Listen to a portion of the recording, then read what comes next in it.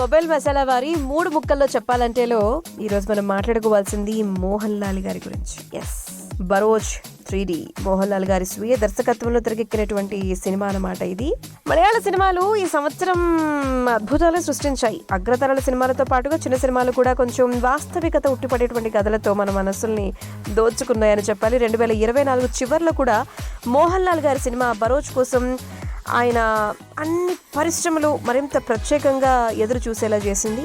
అందుకు కారణం మోహన్ లాల్ గారు ఈ సినిమాతో దర్శకుడిగా మారడం. ఎప్పుడో మొదలైనటువంటి ఈ సినిమా కరోనా కారణంగా ఆటుబాట్లన్నీ ఎదుర్కొని ఎట్టకేలకు క్రిస్మస్ సందర్భంగా ముందుకొచ్చి మరి మెప్పించిందా? ఎలా ఉంది సినిమా తెలుసుకుందాం పదండి.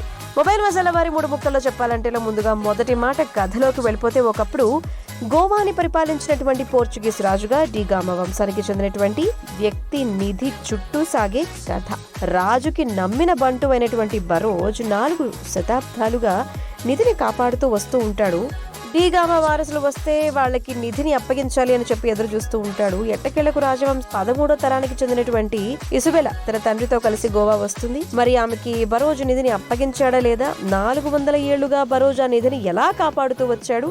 ఇసుబెలా రాజవంశానికి చెందినటువంటి యువతి అని చెప్పి అతనికి ఎలా తెలిసింది? ఈ వివరాలన్నీ మీరు తెలుసుకోవాలంటే తెరపై చూసేయాల్సింది. నెంబర్ 2, హాలీవుడ్ నుంచి వస్తున్నటువంటి సినిమాలను చూసి అలా మనమైన కథల్ని, పాత్రల్ని, నేపథ్యాల్ని తెరపైకి తీసుకొస్తే ఎంత బాగుంటుందో కదా.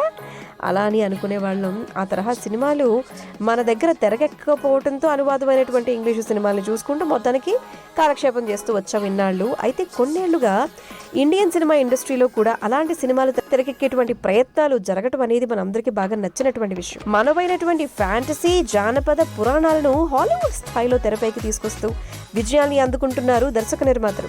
ఆయా సినిమాలు మనల్నే కాదు ప్రపంచవ్యాప్తంగా ఉన్నటువంటి ప్రేక్షకుల్ని కట్టిపడేస్తూ ఉన్నాయి. మరి ఈ దశలో బరోజ్ మరి ఈ సినిమాతో అనువాదాలుగా వచ్చేటువంటి హాలీవుడ్ సినిమాల్ని మరోమారు గుర్తు చేస్తూ మోహన్ లాల్ గారు ఇందులో మనమైన పాత్రలు, నేపథ్యం అంటే మచ్చ కూడా కనిపించవు. పోర్చుగీసు పాట, పోర్చుగీసు పాత్రలు, సంభాషణలు పాశ్చాత్య దేశాల ప్రేక్షకులే వారు లక్ష్యం అన్నట్టుగానే ఈ సినిమా సాగుతుంది తప్ప మనల్ని ఈ కథలో ఎక్కడ లీనం చేయలేకపోయారని చెప్పాలి.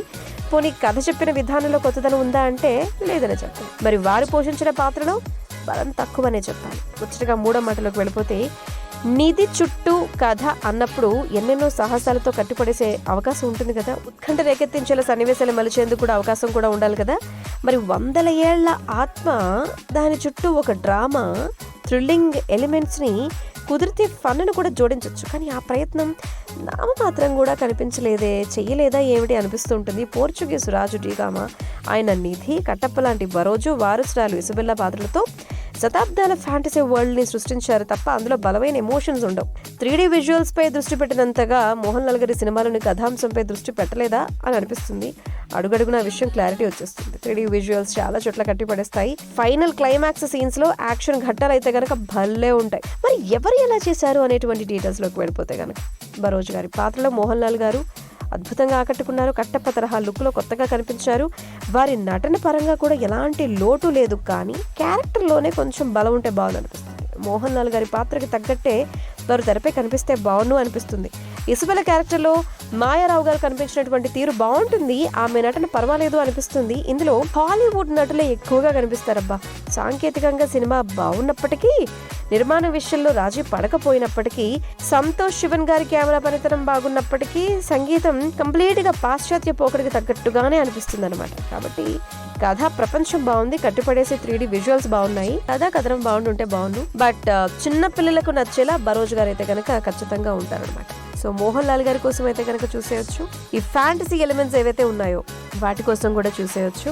ఎమోషన్స్ గురించి, కథ గురించి, కథనం గురించి పక్కన పెట్టి జస్ట్ విజువల్స్ కోసం అయితే కనుక మరి మీకు నచ్చేలానే ఉంటుంది బరోజ్. మోహన్ లాల్ గారు డైరెక్ట్ చేసినటువంటి, వారి స్వీయ దర్శకత్వంలో తెరకెక్కించి మన కోసం తీసుకొచ్చినటువంటి సినిమానే బరోజ్.